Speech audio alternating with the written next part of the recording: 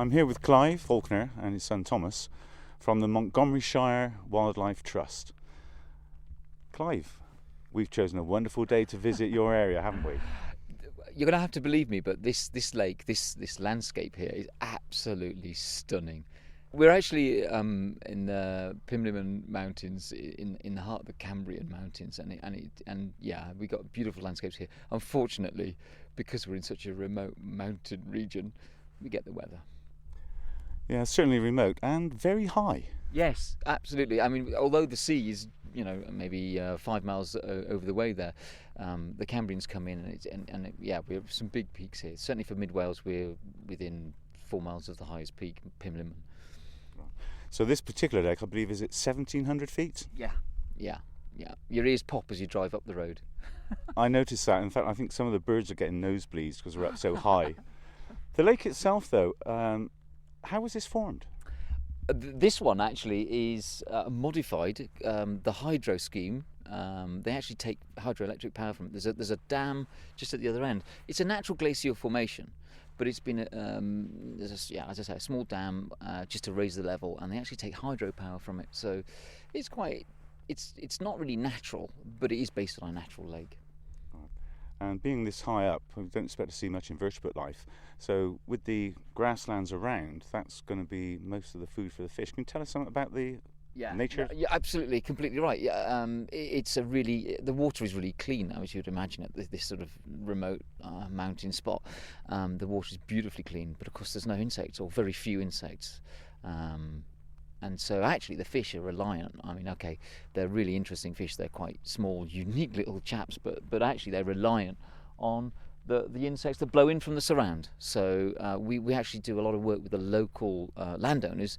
We're trying to get them to manage it for a diversity of insects, obviously for its own, insects and the birds that feed on it, but also they blow in and feed the fish. So it's an ecosystem which really depends on the management of the whole area. So we've got a team of people up here working on that. Right, like you say that the fish in here are quite unique. I see from your literature that they're black-finned. Black-finned brown trout, yeah. To be fair, it's actually something that I don't really know much about. Conservationists are dreadful, really. We tend to neglect fish. We recognise that they're unusual.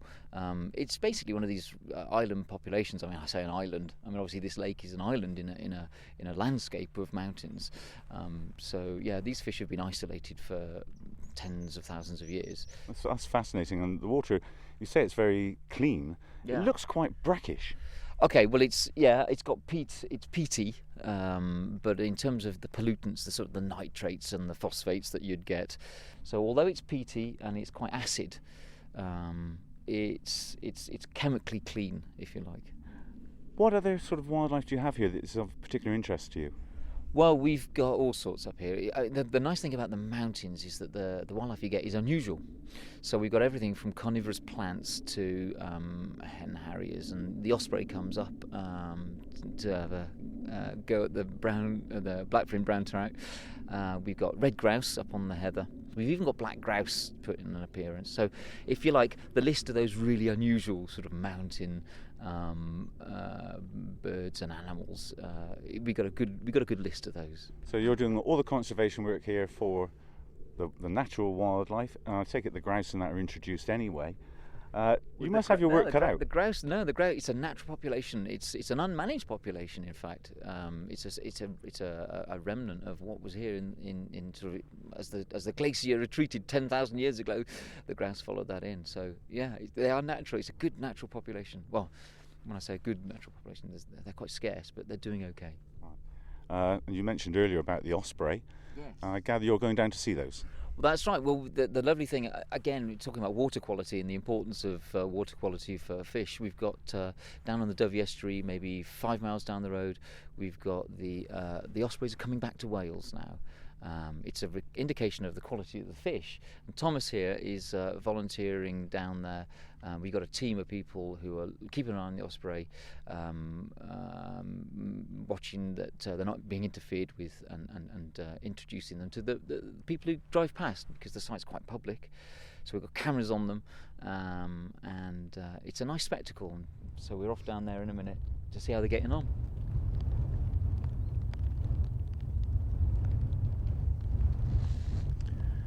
Well, here's a new venue. Looks like something out of Lord of the Rings. Half an hour ago, you wouldn't have even been able to see across it. We are at 1,700 feet. This is Llyn Bugeilyn, right up in the Welsh mountains. And it's a sort of venue that I have never come across. I'm used to fishing lowland reservoirs, lakes, etc. Nothing like this. The sheer sides that come down, it's very picturesque, and I'm sure if it had been 2 days ago, when the temperature was 24 degrees, as opposed to this morning, when the temperature is just 7, it would have looked absolutely fantastic. Looking at the water from here, it's quite brown, clear, but has a definite tinge to it. I was talking to the conservation manager, Clive Faulkner, earlier on, and he explains that this is very clean water, and the reason for the colour is because of the peat in the area. Because of this, the water's quite acid, and there isn't a lot of invertebrate life. The trout, therefore, don't have a lot to feed on. They're quite small, and they rely on insects that are blown onto the water from the surrounding grassland. Now today, whilst we've got a breeze, it's so cold the insects haven't even woken up yet. The swallows are out looking for them. Hopefully some will start landing on the water later and the trout will start having a go at them. Absolutely fantastic. I mean, this is just so different for me. I can't wait to get started. I'm going to set up.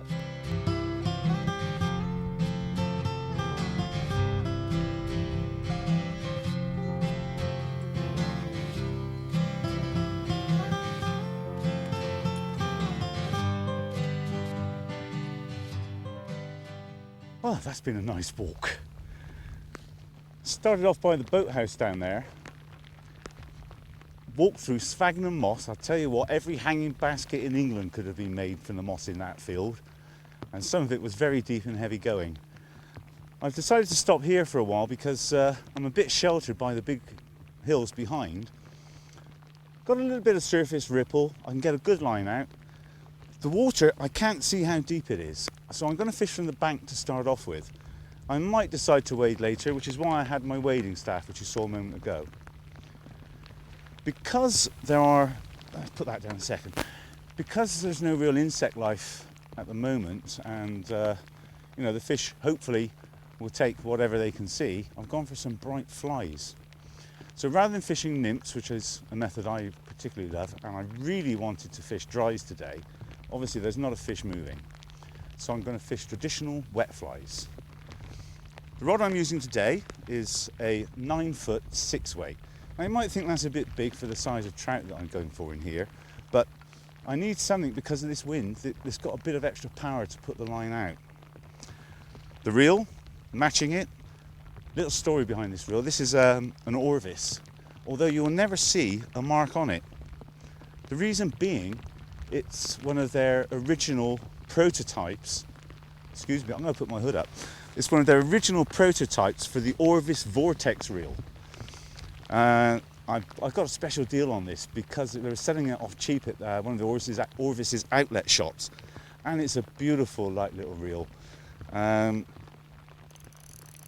a lovely drag on it, the clicking. I've become a bit of a tackle tart with this one. But anyhow, that's not really what you're interested in. Let's show you the flies that I've decided to go for.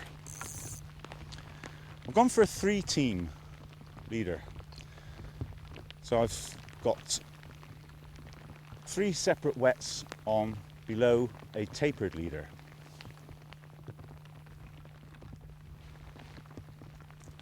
There we go. So I've got my tapered leader down to a section of 8 pounds. I've then got a section of 6 pound, and then my top dropper, a very nice traditional fly. There it is, a silver Invicta. The next one, whilst the water is quite dark and I want a fly that the fish can see, I'm still going with traditionals. So I've gone for a mallard and claret on the middle.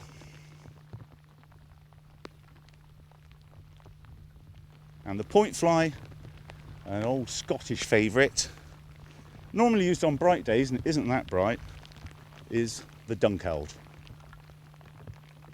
And with those 3, I'm going to be able to cover various depths, try my retrieves, and see if there are any trout in this particular location.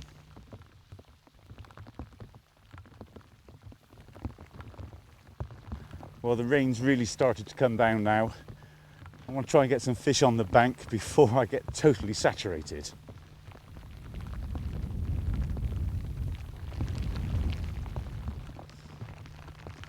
Actually, it's not terribly deep out there. I think I'm dragging a bit on the bottom. That wind took that then. The line's going out in one direction, the wind just grabs it and says, right, you're not having that. It's very rugged around here, and that wind is whistling over the hills. It's quite chilly. My hands are getting quite cold. There's a tank. Silver Invicta, I think, on the top dropper. No, it's not. No, it's not. It's gone for the Dunkeld. Nope, wrong again. Mallard and Claret.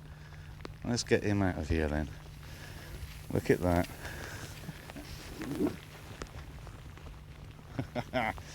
Here we go, my first little wild Welsh from the Ice Age brown trout.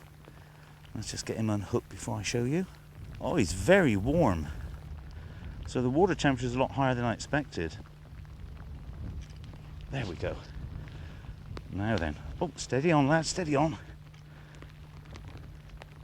Now that's a very dark fish. Look at the red dots on the side, black on the back, and there, the black fin. The dorsal fin is very, very dark, as they said. Now you can go back. And off he's gone instantly. Number one, weighed in, got a fish in the rain. Right, now I can carry on. Oh. It's a nice little take that as well, very positive. I don't know whether we'll get many much larger than that. I'll leave my net down there, I'm not optimistic now.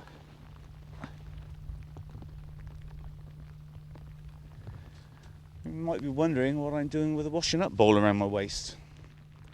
I say some anglers take everything with them, apart from the kitchen sink. Well, this is about as close as I could get. It's actually a line tray. It's been specifically designed to hold the line. Now, the reason I wanted it was because I wasn't sure what the bank was going to be like and how much gorse there was going to be, etc., that the line could get tangled in. Also, in a wind like this, if you're out wading, as you're retrieving, the line's blowing away from you, and that restricts your cast. This particular tray has got cones inside it. I'll show you those in a second. Let me just get this line out of the way. There. And the idea is that the cones stop the line from tangling so that it comes out of the basket nice and easily. There we are.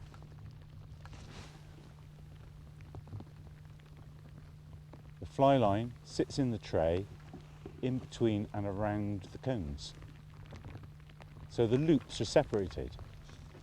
Consequently, when you cast, the cones allow the line to release off without bunching up. You know, when you cast sometimes you end up with a couple of 3 loops, they hit your bottom ring and you've got no cast distance at all.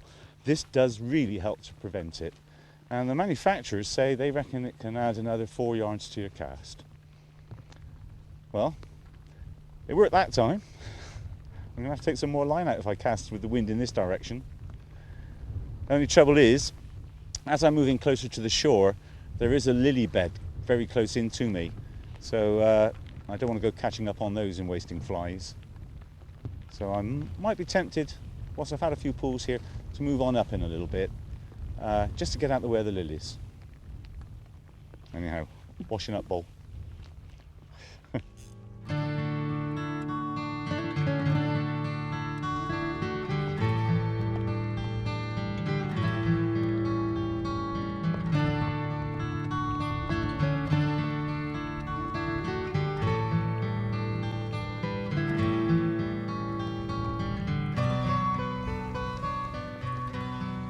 Well, I had a fish very early on here, on the third cast, and I've had a couple of little taps, but nothing really positive. The problem is, as I'm allowing the line to drift around and retrieving, I'm picking up something out there. I think there must be some stick-ups, you know, weeds below the surface that I can't see. So I'm not allowing myself the full potential of fishing the line right out. So I'm going to move up a little bit. There's another little point farther up and see if I can't take advantage of the wind in that area and cover some fresh water, cover some fresh fish. Let's just wind it in.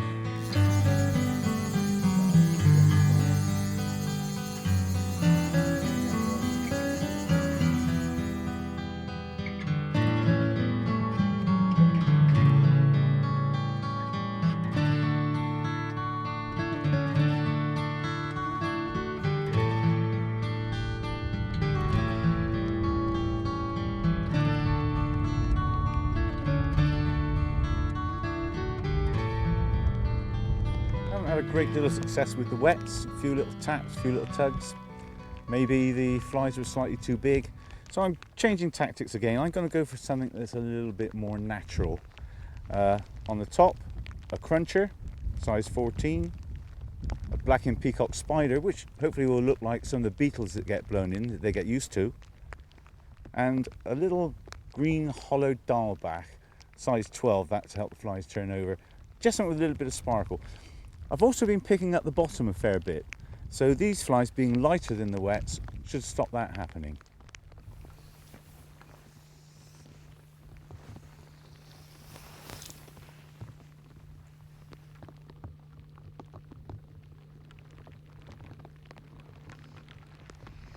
Well, it looks as though the chains worked.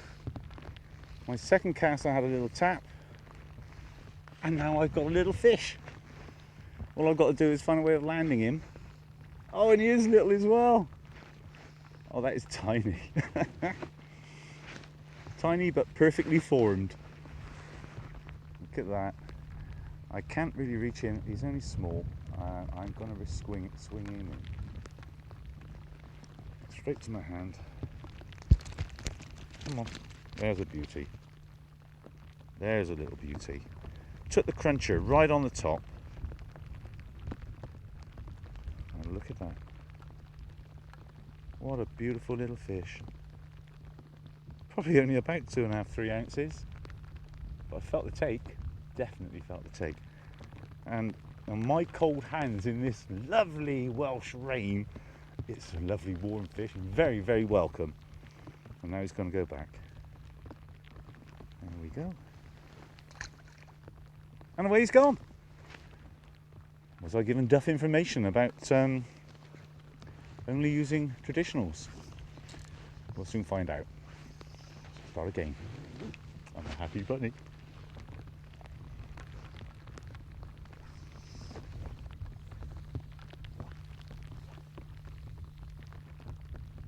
Right. Because I want that that fish took the top dropper, and I did start the retrieve almost instantly that the flies hit the water, which is the same as I did the time before. So whilst there's nothing actually moving on the top, it would appear that they're quite near the surface. So if this rain eases up, hopefully a little bit later, we might get a chance to put a few dries out, just twitch them a little bit, to give them a little bit of a wake, bit of movement, and give them something to rise to. I'm looking forward to trying that.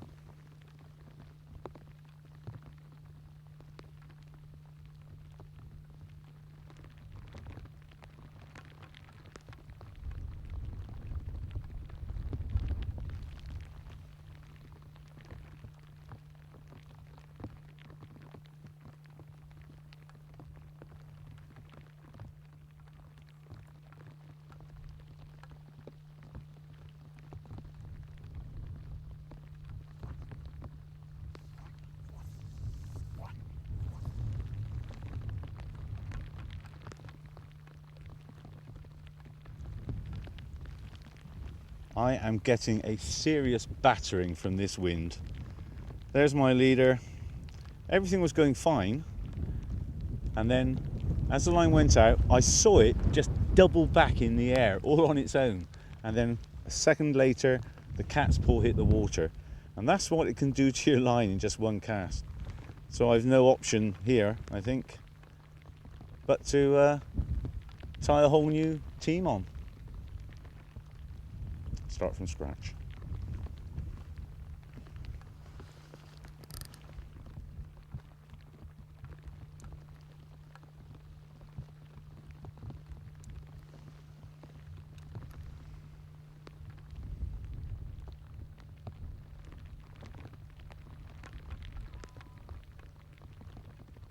Right, obviously I'm not going to leave this line on the bank. So I've got this little bit of kit that I'm playing with, called a Mono Master. And that will just chew that line through the slot. There we are. What a marvellous little idea. You probably can't see it too well, but there's like a little hairbrush in there. And I simply put a bit of the line into the end, turn this knob, and around it goes. And it winds all the line on and keeps it nice and safe inside. So when I get home, I just pop the top off, pair of scissors down through the middle with the brush, and all my waistline for the day goes in the bin, not in the countryside. So it's an invention from America, fairly new on the market in the UK, but I'm very pleased to have one. Very useful bit of kit.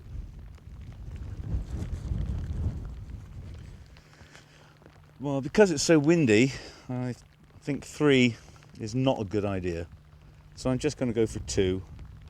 I'm going to put Cocky Bondu on the top dropper, which is would be the fly of choice in normal conditions, because the Cocky Bondu beetle lives in these hills, and it's what the trout expect to see when it gets blown onto the water and to feed on. Obviously it's not getting blown on the water today. I don't think it's getting blown on the day is me. But I'm going to try this on the top dropper, and I'm going for the mallard and claret again on the point, because that did catch me a fish earlier. And as you can see, this wind just can't make up its mind. My face, my back, both at once. It's going to be interesting casting again, but with 2 it may be a bit easier.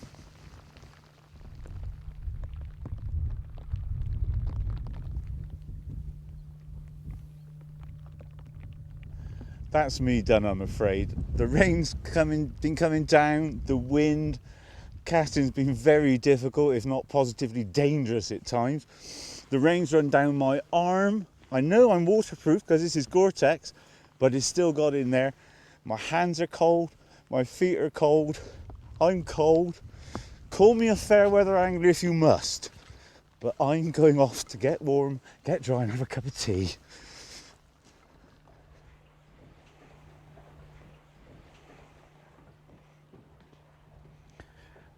Well, that's better. I've warmed up a little bit now.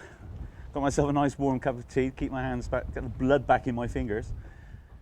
Taking refuge here in the boathouse, which was great. I'm very pleased that this is here. This morning when I arrived, came over the top through dense fog. Well, actually it wasn't fog, it was low cloud, because we're up so high. Couldn't even see the lake. Saw a dark shape in the distance. It was the boathouse here. Came down to the boathouse, and there could see about 20 yards into the lake because of all the fog. I'm sure if the weather had been much better, you'd have come around the corner, over the hill, looked down on this, and what a spectacular sight would have met you first thing. I'm looking forward to doing that. I will be back to do that, because this is a fantastic little venue. You've got truly wild trout. So if you'd like to try a day here, simply book online. You can get a day ticket online through the Llyn Foundation at www.llynfoundation.org. Find out about the float tubing, because it is allowed here, and that's what I want to try next. I'm going to be back sooner rather than later with my float tube and have a go for these lovely black-finned little wild browns. But now it's time for me to get changed. I've got to make a move.